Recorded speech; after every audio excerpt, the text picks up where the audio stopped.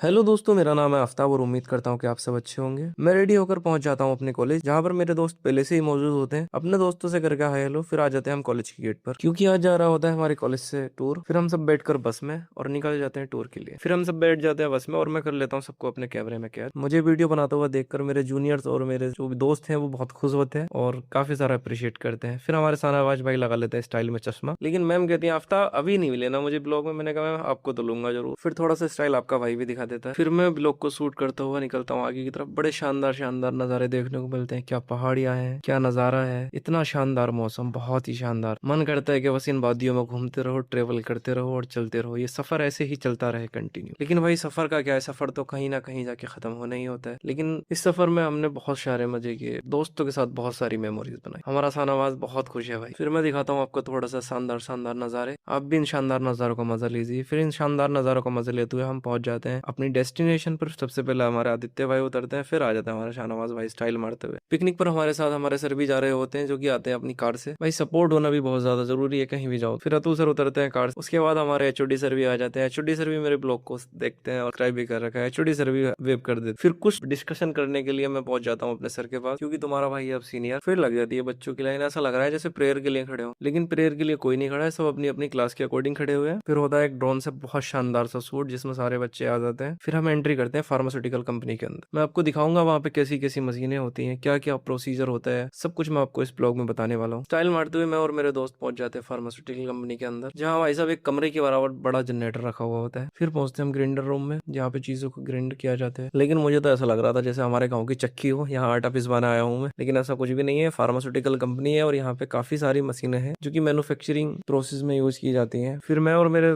बाकी के बेचमेट आगे की तरफ बढ़ते हैं, तो ऐसा लग रहा होता है भाई जैसे यहाँ पे, तो फिर मैं और मेरे साथी आगे की तरफ बढ़ते तो वहां हमें नीले ड्रम दिखाई देते हैं। मैंने कहा भाई साहब यहाँ नीले ड्रम का क्या काम है, लेकिन यहाँ अलग ही काम है, यहाँ पे अलग अलग। फिर हम पहुंच जाते हैं स्टोर रूम की तरफ, जहाँ पे सारा कच्चा माल रखा हुआ होता है। फिर हमारी मैम हमें कुछ समझा रही होती है, लेकिन भाई मैम कितना भी समझा ले, जब हम क्लास में ही नहीं समझे तो यहाँ क्या समझने वाले। फिर तुम्हारा भाई ले लेता अपने आपको ब्लॉक। आजिम भी बहुत खुश हो रहा है। मैंने कहा मगर भाई साहब खुश कितना भी हो ले, बेरोजगारी तो बेरोजगारी ठहरी। फिर हम आगे के प्रोसीजर के लिए निकलते हैं। देख रहे हो अपने भाई का स्वैग, अलग ही लेवल का बंदा है। फिर आ जाती है राशि भी, लेकिन भाई राशि भी कहती है भैया मैं भी आऊंगी ब्लॉग में। मैंने कहा आज। फिर हो जाता है भाई साहब एक घूंसा। सर कहते हैं भाई साहब ब्लॉग नहीं बनाना है बिल्कुल कैमरे से तो कुछ। फिर यहाँ पे कुछ सिरप्स रखे हुए होते हैं, जो कि खाली बॉक्सेस ही होते हैं, सिरप कंटेनर। उसके बाद हमारे आदिल भाई भी आ जाते हैं, बोले आफ्ताब भाई हमें भी ले लो ब्लॉग में। मैंने कहा भाई साहब तुम्हें जरूर लेंगे। फिर हम सारे फार्मासिस्ट निकलते हैं आगे के लिए। ऐसा लग रहा है भाई साहब जैसे बेरोजगारों का मेला चल लिया हो। ब्लॉग पूरा होने वाला, लेकिन मेरे बाल ठीक होने पर नहीं आ रहे हैं भाई साहब। इंडस्ट्री विजिट करने के बाद हम निकलते हैं आगे के सफर के लिए। फिलहाल ब्लॉग होता है यहीं पे, हम मिलेंगे नेक्स्ट ब्लॉग में। तब तक के लिए अल्लाह।